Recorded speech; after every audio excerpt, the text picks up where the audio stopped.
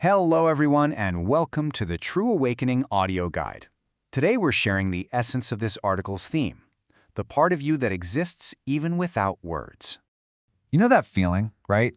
When there's just so much happening inside of you, these deep knowings, these powerful emotions, but when you try to put them into words, they just vanish. It can feel really disconnecting, almost like the real you is trapped and can't quite get out. Exactly. And that feeling, that sense of being trapped behind a wall of mental noise, is the exact starting point for our journey today. It's a really common feeling, but it's not a dead end. Actually, it's a signpost, pointing us toward a much deeper understanding of our inner world. So, to find our way, we need a map. And this brings us to the core concept of this whole thing, understanding the fundamental difference between your consciousness and your thoughts. Getting this distinction is really the key to everything else we're going to talk about. Okay, so look at this visual. On one side, you have consciousness, represented as this tiny, pure point of light. That's your true self, your essence. And on the other side, thought. It's shown as this huge, dark cloud of ideas, worries, plans. You know the drill. The point here isn't that thought is bad, but that its very nature is to just expand and take up space. It can easily swallow up that little point of light if we let it. And you can literally feel it in your body when that happens. When thought just takes over. Your shoulders get tight. Your body feels rigid. Your whole emotional world can turn dark, full of jealousy or old grudges. It's that constant feeling of being completely overwhelmed, just totally cut off from that quiet, peaceful center inside you. Right. So here's the crucial shift in strategy. The goal isn't to fight your thoughts or try to force your mind to be quiet. I mean, that's just a recipe for frustration. The real work, the smarter work, is to focus on expanding that point of light, your consciousness. As you nurture it and help it grow, the noise and negativity from your thoughts just naturally start to quiet down. It's about restoring balance, not winning a war. Okay, so how do we actually do that? This isn't just some philosophical idea. We can approach this as a practical technology for life. Think of it as a clear, step-by-step process for building a solid foundation so that inner expansion can actually happen.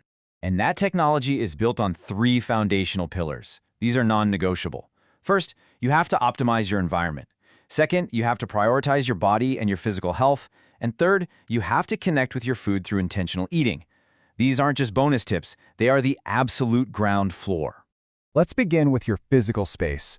There is such a deep, real connection between the order around you and the peace within you. When you take the time to clean your room, to organize your desk, you're doing so much more than just tidying up. You can feel that lightness, that sense of clarity that flows into your mind as a direct result. Next up is the body itself, and our most powerful tool here is sleep. The source material points to a really specific, critical window for healing, between 10 p.m. and 2 a.m. Making it a priority to be asleep during those hours is fundamental. Your body is the vessel for your consciousness, and you simply can't build a strong inner life on a foundation of exhaustion. And finally, how we nourish ourselves.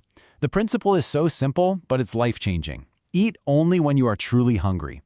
When you start to listen to your body this way, you break free from eating out of boredom or stress. And when you do eat from that place of genuine need, this incredible sense of gratitude just naturally bubbles up. You connect with your food and with your body on a much deeper level. By the way, you can watch the video version and see the complete slides via the YouTube link inside this article.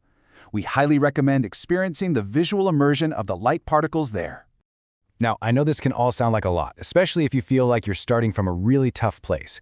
But this next story from the source material is powerful proof that no matter where you are right now, profound change is absolutely possible for anyone.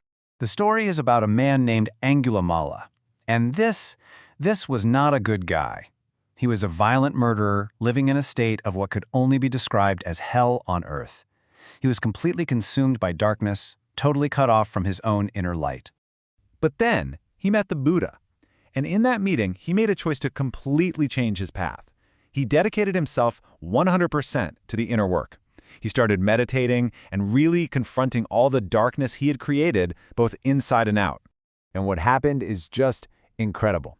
Through that commitment, he didn't just become a better person, he is said to have reached the highest state of enlightenment. His story is it's the ultimate proof. No one is ever too lost. Transformation is always, always possible. And that story really brings us to the final and most important point.